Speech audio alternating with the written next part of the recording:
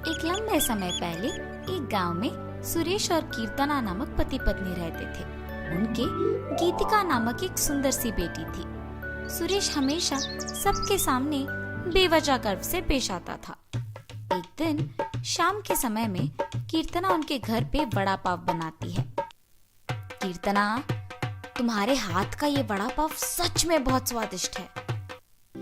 और इतने में उनके घर सुरेश के रिश्तेदार आते हैं। अरे सही समय पे आए हैं, मेरी बीवी अभी अभी गर्मा गर्म वड़ा पाव बना रही है, बहुत स्वादिष्ट है।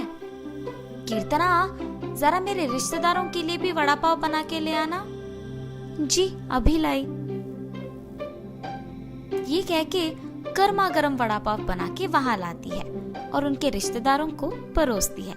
उनके रिश्तेदार उसे खाने के बाद कहते हैं, सुरेश, तुमने ठीक कहा, हम वाकई ही सही समय में आए हैं, वरना इतने स्वादिष्ट वड़ा पाव हम नहीं खा पाते। मेरी बीवी जब भी वड़ा पाव बनाती है ऐसे ही एकदम स्वादिष्ट वाले ही बनाती है, इसीलिए जितने भी बार बनाती है मैं उन्हें उतने ही प्यार से खाता हूँ। हाँ, बात तो सही है, इतने स्वादिष्ट वड़ा पाव तो कोई आसानी से नहीं बना सकता। अगर तुम्हारी बीवी ने दुकान लगाया तो लोग खरीद के खाएंगे ने। हाँ नरेश, अगर मैं इतना स्वादिष्ट वड़ा पाव बनाती तो पक्का दुकान लगा देती। अगर मैं अपनी बीवी के साथ एक वड़ा पाव का दुकान शुरू करूंगा तो सभी वही आके खाएंगे और उन्हीं स्वादिष्ट वड़ा पाव के बारे में सारा गांव बात करेगा। ये एक अच्छा सोच है। ऐसे ही उसके रिश्तेदारों के जाने के बाद भी उसी विचार के बारे में सोचते रहता है। तब कीर्तना को नजर आता है कि उसके पति किसी सोच में पड़े हैं। उनके पास जाकर कहती है, क्या हुआ जी, किस चीज के बारे में इतना सोच रहे हैं आप? कीर्तना, तुमने तो सुना है ना कि मेरे रिश्तेदारों ने क्या कहा, हम हमारे घर के सामने ही एक वड़ा पाव का दुकान लगाएंगे। तब मेरे रिश्तेदारों के ही तरह इस गांव के सारे लोग उसी के बारे में बात करेंगे।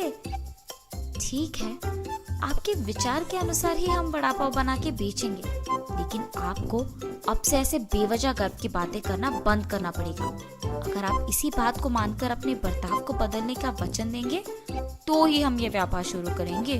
हाँ, अब अगर मैं अपनी बीवी की बातों को नहीं मानूंगा तो वो शायद व्यापार शुरू करने के लिए नहीं मानेगी और मेरे ख्यालों के अनुसार कुछ नहीं होगा। ठीक है कीर्तना, तुम्हारी इच्छा के ही अनुसार मैं अपना बर्ताव बदलूंगा। हम कल से ही वड़ा पाव बना के बेचेंगे। और ऐसे ही वो बाहर जाकर वड़ा पाव की तैयारी के लिए जरूरी सामग्री लेकर आता है और अगले दिन नरेश उनका दुकान शुरू करके उसके बीवी को वड़ा पाव बनाने के लिए कहता है। कीर्तना उसके पति के बातों के अनुसार ही वड़ा पाव बनाना शुरू करती है।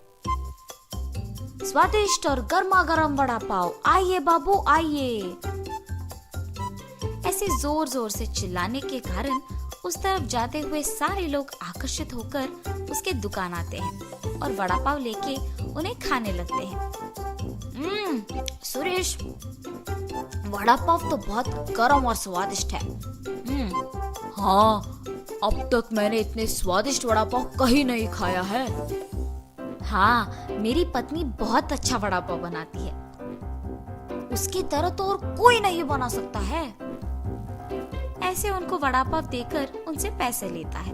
उस रात को जब बैठ के वो आए हुए पैसों की गिनती करने लगते हैं तो कीर्तना कहती है, अरे वाह, पहले ही दिन हमें लाभ आया है जी। निवेश के पैसों से ज्यादा पैसे तो हमने कमाया है। क्या सच में? अगर हमने ऐसे ही इसे बरकरार रखा ना तो जल्द ही हमारा बहुत बड़ा व्यापार बन जाएगा कीर्तना। हाँ, आप सही कह रहे हैं। पहले ही दिन उतने पैसे देख पति पत्नी दोनों खुश होते हैं। ऐसे ही वो हर रोज उनके सोच के मुताबिक वड़ा पाव बना के उसे बेचते हैं और कुछ ही दिनों में उनका व्यापार अच्छा चलने लगता है। मेरे सोच के मुताबिक ही हमारा व्यापार अच्छा चल रहा है, किसी और के दुकान में तो इतने लोग ही नहीं आते हैं। कुछ दिन पहले शुरू करने के बावजूद हमारा व्यापार बाकियों से बहुत बेहतर चल रहा है। और हमेशा की तरह सुरेश वापस बेवजह के गर्व में डूब जाता है और बाकियों को भी वही बातें सुनाते रहता है। उस दिन दुकान को आए एक आदमी को वड़ा पाव लाकर देता है। मैं यहाँ जब भी वड़ा पाव खाता हूँ बहुत स्वादिष्ट होता है, एक भी बार इसका स्वाद नहीं बदला। हाँ, आपने सही कहा, मेरी बीवी बहुत अच्छा वड़ा पाव बनाती है। नया व्यापार होने के बावजूद बाकियों से हमारा बहुत अच्छा चल रहा है। हाँ। ऐसे ही वहाँ मौजूद सभी से बात करता है और ऐसे ही बात करते हुए वो उन लोगों से पैसे लेना भूल जाता है। उसके पैसे ना लेने के कारण सभी वहाँ आके उसकी गर्व की बातें सुनकर पैसे दिए बिना चले जाते थे।